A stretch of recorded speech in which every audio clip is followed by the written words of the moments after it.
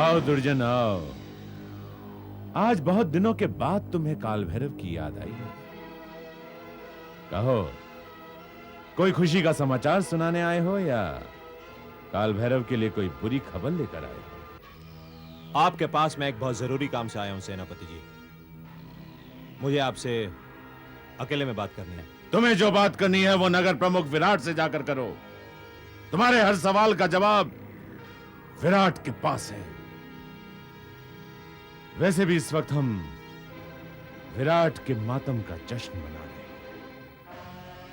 हमारा दुश्मन पूरे राज्य का दुश्मन बन गया है। मैं जिस विषय में आपसे बात करना चाहता हूं वो बहुत ही आवश्यक है सेनापति जी। मैं अभी अभी नगर प्रमुख विराट से मिलकर आ रहा हूं।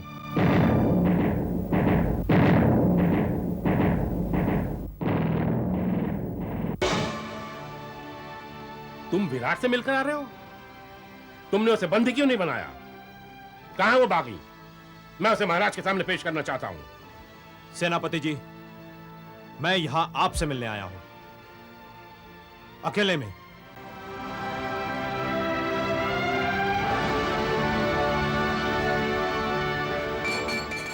चलो।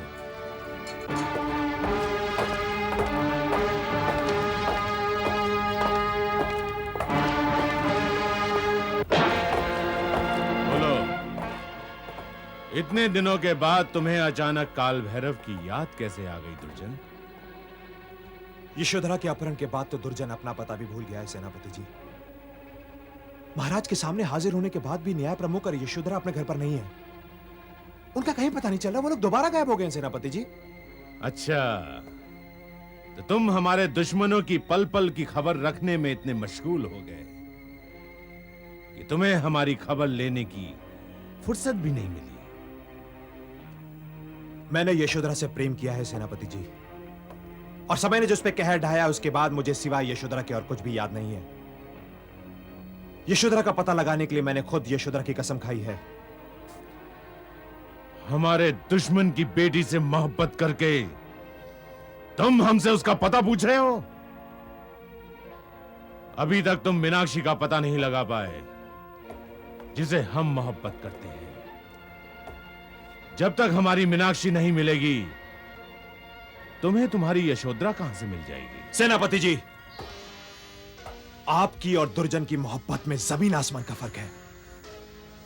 यह जानते हुए भी कि दुर्जन के भाग्य में यशोधरा नहीं लिखी, उसने अपनी सारी जिंदगी यशोधरा के नाम लिख दी है। और विराट ने तुम्हारी जिंदगी पर डाका डाल दिया।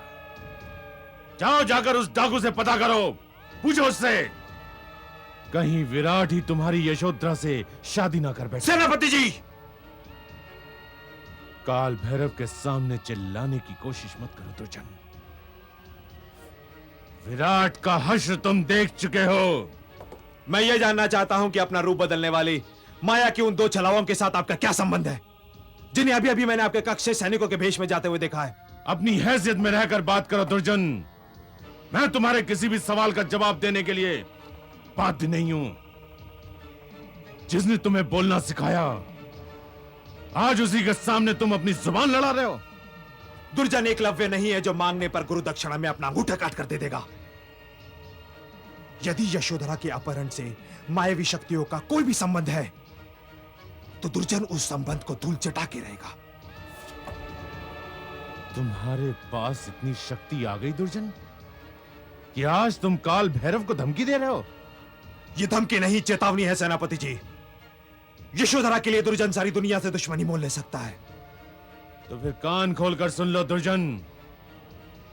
आज से तुमने भी काल भैरव के दुश्मनों में अपना नाम लिखवा लिया है। और ये तुमने काल भैरव से नहीं, अपने आप से दुश्मनी मोल ले ली है। और ये दुश्मनी तुम्हें बहुत महंगी पड़ेगी, बहुत महंगी। दुर्जन पर वार करने से पहले अपनी तलवार की धार को ठीक से देख लेना सेनापति जी, क्योंकि दुर्जन ने तलवार चलाना आप ही से सीखा है।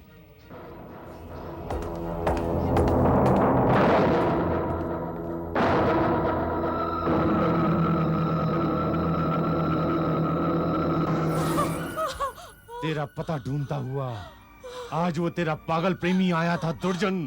दुर्जन, हाँ, मेरे टुकड़ों पर पलने वाला वो एहसान फरामोश तेरे प्यार में इतना अंधा हो गया कि आज काल भैरव को चुनौती देने की भूल कर बैठा।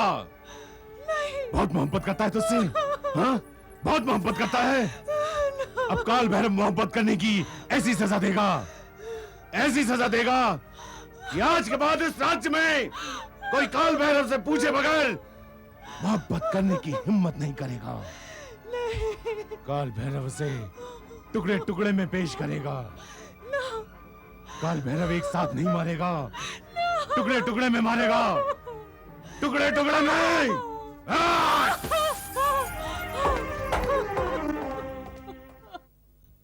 जो रास्ता तुमने अख्तियार किया है दुर्जन, उस रास्ते पर सिर्फ खतरा ही खतरा है। दुर्जन खतरों के बीच पलकर बड़ा हुआ है महामंत्री जी। मुझे खतरों से नहीं, खतरों को मुझसे डर लगता है। काल भैरव की ताकत के सामने तुम्हारी ताकत कुछ नहीं है दुर्जन। मैंने यशोधरा से प्रेम किया है महामंत्री जी, और प्रेम की ताकत के सामने किसी भी ताकत का कोई वजूद नहीं होता। युद्ध प्रेमी नहीं, सैनिक लड़ते हैं दुर्जन। मैं सैनिक बनने के बाद प्रेमी बना हूं। इसका मतलब है तुमने काल भैरव से दुश्मनी करने का पक्का इरादा कर लिया है। दुर्जन ने यशोधरा का अपहरण करने वालों से दुश्मनी का इरादा किया है महामंत्री जी। अब अगर उन दुश्मनों में सेनापति काल भैरव भी होंगे तो दुर्जन उनका भी सामना करेगा। काल भैरव हमारा भी दुश्मन है दुर्जन, और दुश्मन का दुश्मन दोस्त होता है। हम यशोधरा का पता लगाने में तुम्हारी सहायता करेंगे। क्या तुम काल भैरव के विरुद्ध हमारी मदद करोगे? दोस्ती का यह समझौता दुर्जन को मंजूर है महामंत्री जी।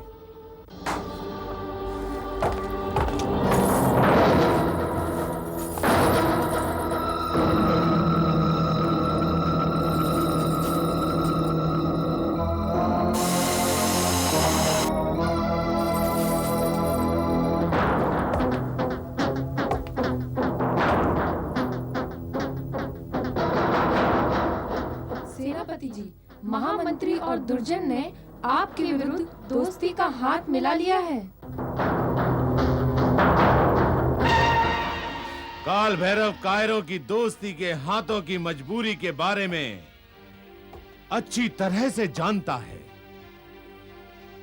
दुर्जन की जान तो मेरी मुट्ठी में है, किंतु महामंत्री की अकल ठिकाने लगाने के बारे में मुझे कोई नई तरकीब सोचनी होगी। विराट को तो मैंने ऐसे चक्रव्यूह में फंसा दिया है जहां से उसका जीवित निकलना असंभव है, किंतु महामंत्री नागेश्वर के लिए मुझे एक नए चक्रव्यूह की रचना करनी होगी। अंगला मंगला महामंत्री नागेश्वर और दुर्जन के पीछे लग जाओ। महाराज की गद्दी तक पहुंचने से पहले मैं अपने रास्ते की हर रुकावट को खत्म कर देना चाहता हूं। क्या खबर लाए हो? हमारे सैनिकों ने राजधानी का चप्पा चप्पा छान मारा, लेकिन नगर प्रमुख विराट का कोई पता नहीं चला। भैरव चंडी, ऐसी खबरें सुनने के लिए हमने तुम्हें अपना जासूस नहीं बनाया है। तुम दोनों पे बहुत भरोसा किया हमने। भरोसा रखिए महामंत्री जी, हम आपके भरोसे को टूटने नहीं देंगे। विराट अभी राजधानी से बाहर नहीं गया है। कल ही दुर्जन की उससे भेंट हुई है। राजधानी में रहते हो अगर तुम विराट को नहीं पकड़ सके तो समय हमारे हाथ से निकल जाएगा। जाओ, जाके राज पंडित क्या उसे तलाश करो। राज नर्तकी के घर देखो। राजधानी की सरहद से लगी पहाड़ियों की हर गुफा में ढूंढो उसे। हमें विराट चाहिए, बस विराट।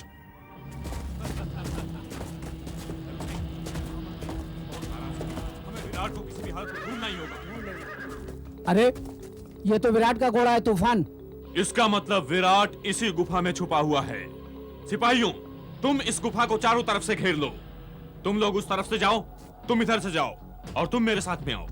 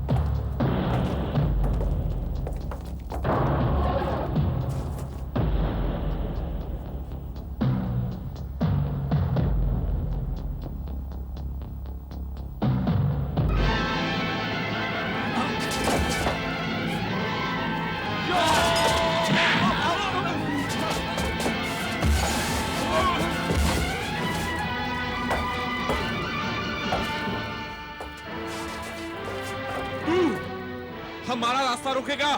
हट जा रास्ते से। मेरा नाम नटवर है। रास्ते से तो मैं तुम्हें हटाने आया हूं। हर रास्ता भूल जाओगे तुम।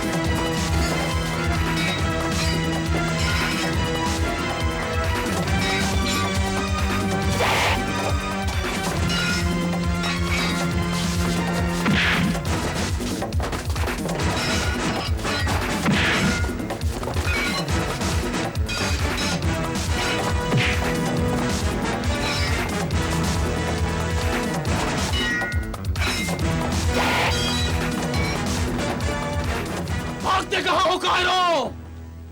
विराट को बंदी बनाना इतना आसान नहीं है। नटवर, अब ये गुफा हमारे लिए सुरक्षित नहीं है। आज रात हम उसी काली पहाड़ी पर चलते हैं जिसे उस रात मायावी छल ने निगल लिया था। आओ मेरे साथ। कौन किसको बंदी बना सकता है यहां? सब के सब एक उसी के तो बंदे हैं, फिर कौन किसको बंदी बना सकता है यहां? जब तक उसकी डुग्गी नहीं पिटती किसी के खिलाफ, कौन कर सकता है किसका इंसाफ? फकीर बाबा, मुझे न्याय प्रमुख सत्यप्रिय और उनकी बेटी यशोधरा तक पहुंचने का रास्ता बताइए। वो दोनों इस वक्त कहां हैं फकीर बाबा? इस खेल के पीछे किसका हाथ है? हर खेल के पीछे एक उसी का हाथ है मुसाफिर, जिसके रात और दिन है, जिसके सुबह और शाम है। हर खेल के पीछे उसी परवरदिगार का नाम है। तो फिर क्या उसे भी ऐसे ही खेल खेलने आते हैं बाबा, जिसमें स्त्रियों का अपमान शामिल है, जिसमें गुनाहों का हाहाकार शामिल है, जिसमें जीवन का तिरस्कार शामिल है? क्या उसे भी ऐसे ही खेल खेलने का शौक है बाबा? क्या उसे केवल सच्चाई की परीक्षा लेनी ही आती है बाबा? क्या वो सिर्फ सच्चाई के मुख पर कालिख पोतना ही जानता है बाबा?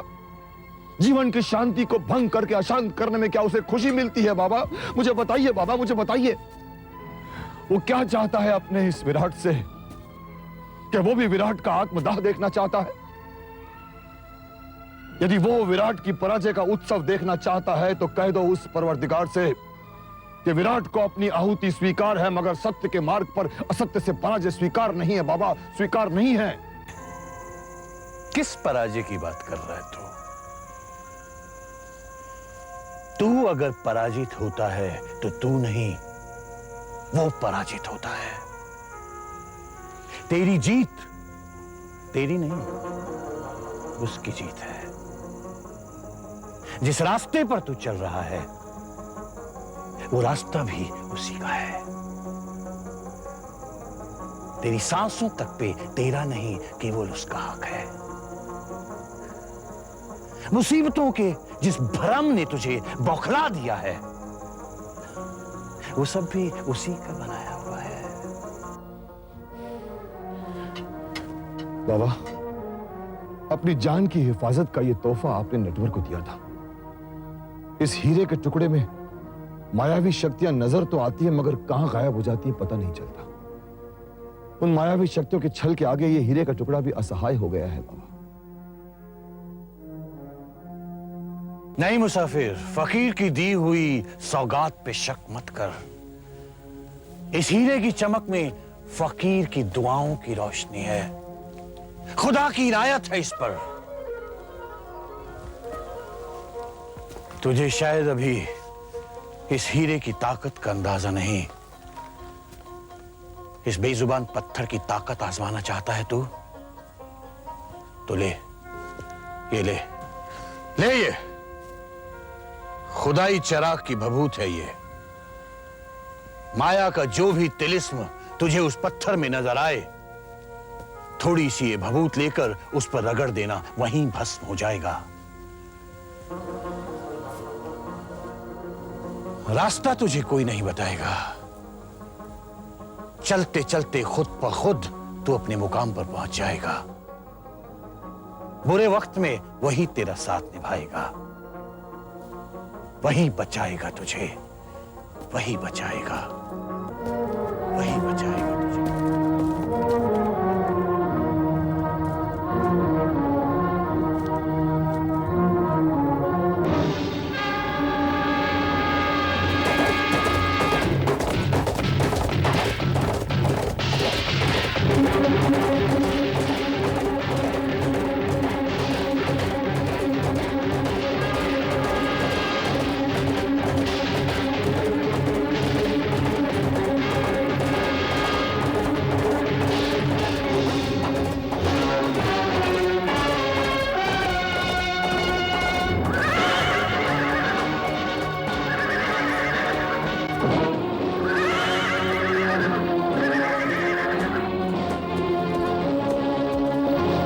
ये घोड़े आगे क्यों नहीं बढ़ रहे हैं?